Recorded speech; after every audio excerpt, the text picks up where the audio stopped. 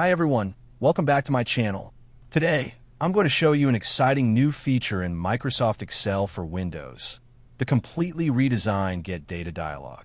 This update makes it much faster and easier to connect Excel to external data sources. Let's take a quick tour of what's new. Microsoft has launched a modern and fully redesigned Get Data window in Excel. This feature helps you find, search, and connect to data sources much more easily.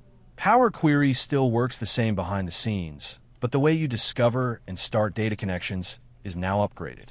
This new dialog is available to Microsoft 365 subscribers using Excel for Windows. To open it, go to Data tab, select Get Data, and choose Get Data Preview.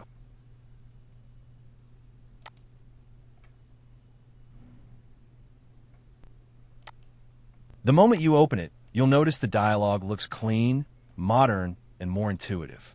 The biggest highlight is the search bar at the top.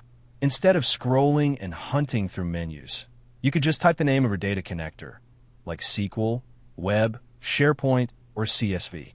Microsoft has organized the new dialog using tabs and categories, making navigation super simple. The Home tab shows your popular and recommended data sources, so the most used connectors appear right away. The new tab on the left lets you browse the entire catalog of data connections in one place. This makes the workflow smoother and helps reduce time wasted searching through menus. Even though the dialog is new, the process after selecting a data source is exactly the same as before. Once you choose a connector, the familiar Power Query windows appear. Credential login, parameters, data preview, load, or transform options. So you don't need to relearn anything, just enjoy a cleaner starting point. So that's a quick look at the new Get Data dialog in Excel for Windows. It's cleaner, smarter, and much faster for anyone who works with external data. If you found this video helpful, don't forget to like, share, and subscribe for more Microsoft Excel and Windows 11 updates. Thanks for watching, and see you in the next video.